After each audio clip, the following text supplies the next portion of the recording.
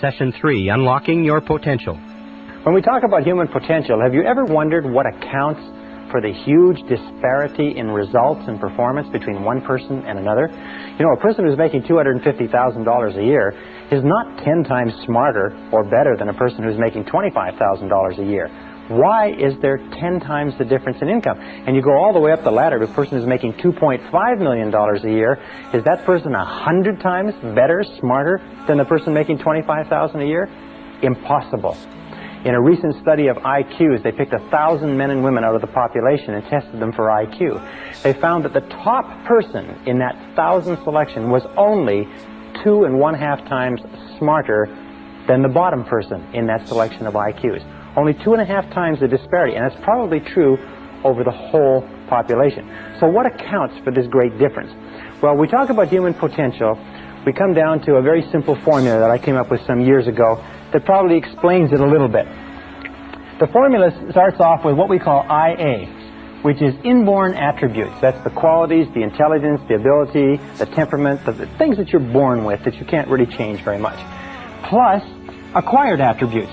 Now, acquired attributes are very important. Those are your education, your training, your skill, your experience, knowledge, wisdom, and so on. Multiplied times A, which is your attitude, equals individual human potential, or individual human performance, or individual human results, if you like. Now, of these three, inborn attributes are largely fixed at birth. Acquired attributes can be changed, but it takes a while to change them, although sometimes they can be changed very rapidly. One valuable piece of information can dramatically change your effectiveness. But attitudes can be increased or decreased dramatically in seconds. We talked about that before, and a very powerful way to instantaneously improve your attitude is to say to yourself, I believe something wonderful is going to happen to me today. As we said before, our expectations about outcomes determines our attitude. In other words, if you expect things to turn out well, you're going to have a positive attitude. If you expect things to turn out negatively, you're going to have a negative attitude. And the wonderful thing is you can manufacture your own expectations. I mean, you can expect whatever you want. You can expect good things, you can expect negative things, and chances are you won't be disappointed. Where do our expectations come from? Our expectations come from our beliefs, if you like, and our values. These are the core or the central motivating factors in our personality, our beliefs and values. And this brings us to an understanding of human potential. It means that basically our attitude is the outward expression of what is going on internally, consistent with the mental laws that we talked about. And with regard to beliefs, each of us has a bundle of beliefs way down deep inside, which psychologists call the self-concept. Now, the self-concept, or the discovery of it, has been considered by many to be the most important single breakthrough in understanding human performance in the 20th century, and I personally agree. The self-concept is like, if you wanted to use a military analogy, is the command center. Or if you wanted to use a technological analogy, it is the central program of your basic computer. It is a bundle of beliefs, values, attitudes, feelings, ideas, and so on, which are stored away down inside, which are a result of virtually every experience you've ever had in your life.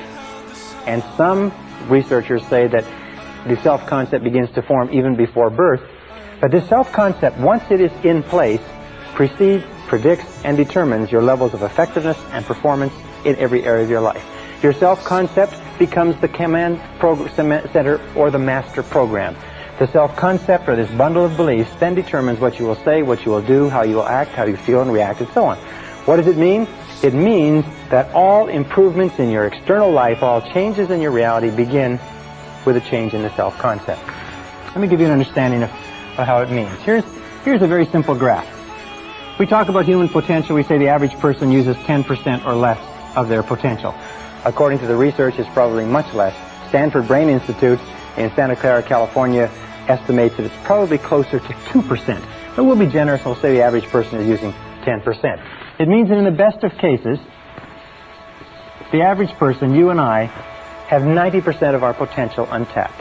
One of the great philosophers, Oliver Wendell Holmes, said the great tragedy of the average person is that they go to their grave with their music still in them. They're still functioning on far, far less of their potential. So this is human potential. We find there's a direct relationship between human potential and the self-concept.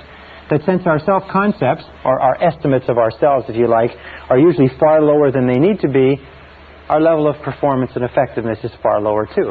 And we know that our self-concept is largely subjective. What does that mean? It means that the self-concept, what we believe to be true about ourselves, is really not based in reality. It's based on information that we've taken in. People who win lotteries are often flat broke 2 or 3 years later. They just burn the money because the money is far beyond their self-concept. If you go 10% or more below your self-concept level of income, you find yourself scrambling. You work harder. You work longer. You think more creatively. You look at different ways to increase your income or second income opportunities. The only way to improve any part of your life, including your income, is to raise your self-concept level of income by beginning to think about yourself continually in terms of earning more money. If you want to lose weight, the only way you can lose weight is what? Is to think thin, by beginning to think of yourself as a thinner person. If you want to become a more popular, a more loving, a happier person, a healthier person, you have to begin to think over and over about those things until they become part of your new self-concept. And we'll talk about that a little bit later. It's an essential part of programming your mind for success. Your overall self-concept is determined by the average of your self-concepts in all the areas that you consider important. Now, your self-concept is made up of 3 critical parts. The first part of the self-concept is the self-ideal. The self-ideal is yourself as an employee, how much you like yourself as a boss, how much you like yourself as a money earner, a professional speaker, an athlete, and so on. How much you like yourself, your level of self-esteem, your overall emotional feeling about any area of your life determines your performance and effectiveness in that area. Wonderfully enough, since you become what you think about, your self-concept is malleable, your self-esteem can be built by repeating over and over again, I like myself. I like myself. I like myself. I like myself. I like myself. I like myself.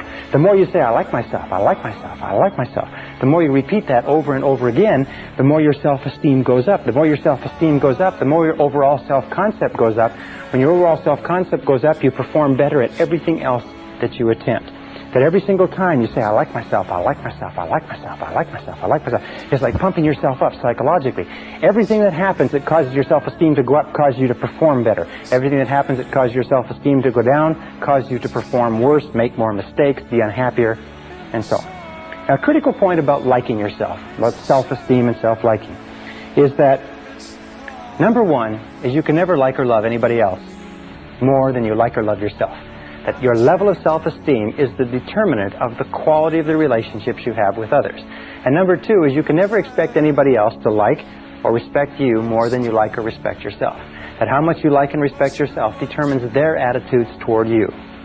Every single school of psychology today is coming to agreement on the fact that how much you genuinely like and accept yourself as a valuable and worthwhile human being has an effect on everything that happens to you. How much you like yourself. And what you can do is you can improve your self-esteem by saying, I like myself, I like myself, I like myself, I like myself, I like myself. Well, this brings us to the question of where does self-esteem, where does the self-concept come from? And we found that self-concept, if anything, self-concept is malleable in that you are not born with a self-concept. Is that you're not born with any idea of yourself. You're not born with self-image or self-esteem, that you're born in a way as pure potential. It's probably the best way to put it. The average person comes into the world as pure potential and has no self-concept. That everything you are today, every feeling that you have, every attitude or value, you had to learn over the course of your lifetime. We also know that the child comes into the world with a very high need for love and touching.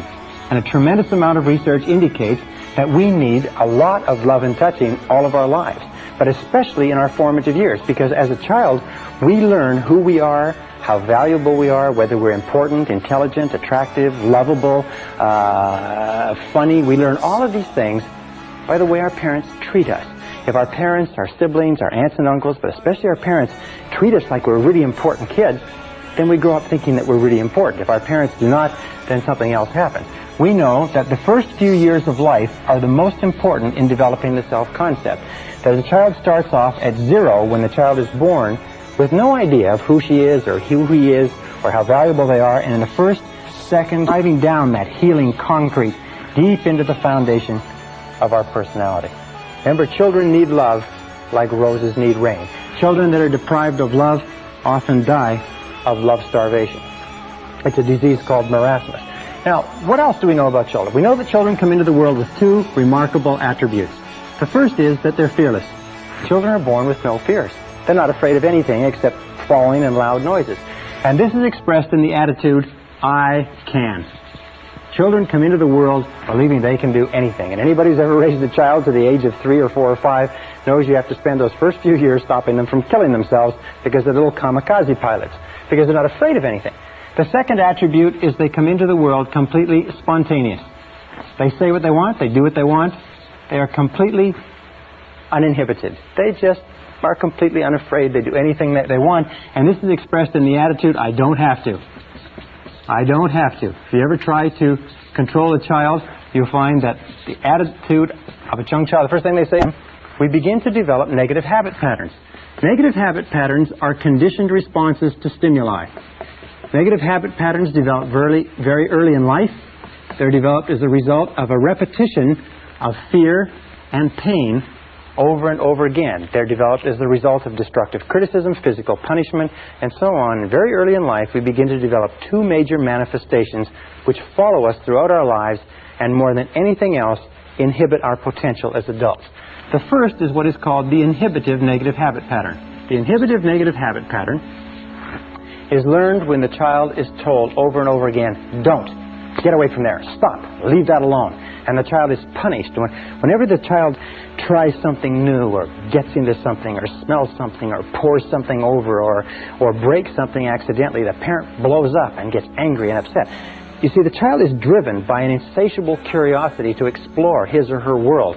And what happens is when they do explore it and they get into something, they tip something over, if the parent overreacts and spanks the child, we feel like withdrawing and getting away from the event. And the fear of failure is the major reason for failure in adult life. It's the major reason why we hold back from fulfilling our potentials. As a matter of fact, all negative habit patterns are experienced in the physical body. And you can tell a negative habit pattern because you actually feel it in your physical body. The inhibitive negative habit pattern, the fear of failure, the I can't, is experienced first of all in the solar plexus. You ever have an occasion where you have to speak in front of a group, or you have to go into a performance review, or you have to make a cold call? First of all, the solar plexus tightens up. If the fear situation continues, you start to breathe harder, and your heart starts to beat faster, your respiratory rate, and sometimes you get a headache, like a migraine headache in the front of your head. Sometimes your throat will tighten up and you won't be able to speak. You'll go completely dry. Sometimes you'll get so tense and so frightened that you'll have to run and go to the bathroom. These are all manifestations. There's no physical danger, but there's a psychological danger, a conditioned response. And whenever we feel these things, the natural tendency is to back away from the situation that's causing them.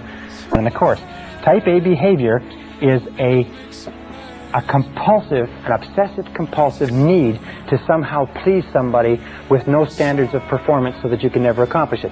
The fear of rejection drives us. It makes us very, very sensitive to the opinions of other people. We do things that other people want. We don't do things that we want. We're always trying to please others. We have a preoccupation or a concern with the opinions and feelings and attitudes of others to the point where we deny our own needs. Now, the fear of rejection is felt down the back half of the body. If you divide the body in half, it's felt right down the back half of the body. The first place you start to feel the fear of rejection is usually in the shoulders and in the neck. You start to feel stiff and sore and tense. Sometimes when you have a lot to do, you'll feel tremendous stress in the lower back. The muscles will start to pull in the lower back. Sometimes it'll manifest itself in phlebitis and varicose veins.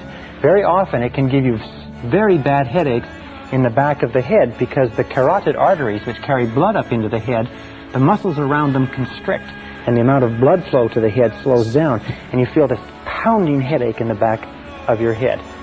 These two fears, the compulsive, or these two negative habit patterns, the compulsive and the inhibitive, which are the result of destructive criticism, the great destroyer of personalities, plague us all our lives.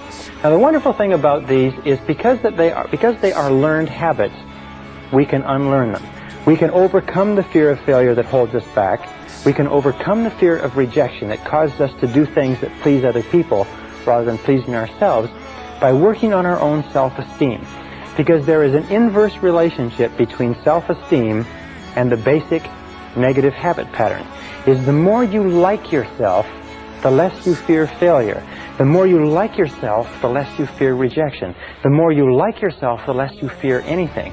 And if you continue to repeat, I like myself, I like myself, I like myself, over and over again. If you continue to say this, eventually, over time, your self-esteem goes up, higher. Self-esteem goes down, their ability to perform goes down too. If you destructively criticize a person often enough, long enough, and hard enough, they reach the point where they won't try anything at all. They become what we call hypersensitive. And a hypersensitive adult is a person who cannot take criticism from anybody. A hypersensitive adult is a person who is very, very tense and anxious if you even suggest that they're not doing the right thing. If you have to deal with a hypersensitive adult, the key is to sit them down and remember 4 things. Number 1, always begin with praise. Number 2 is protect the person's self-esteem at all costs. Number 3 is discuss the performance, not the person. Talk about the behavior rather than the person. And number 4 is it number 4? Number 4 is to focus on the future versus the past. Focus on what is going to be done differently in the future rather than what has happened in the past. Why is that? A very simple reason is because a person cannot control the past. Not being able to control the past, any criticism over what they've done in the past causes them tremendous stress and frustration, which will make the people around you like, love, accept, and respect themselves, and you'll create a peak performance environment. It is the starting point to great success and achievement in life. So say over and over to yourself, I like myself. I like myself. I like myself. I like myself.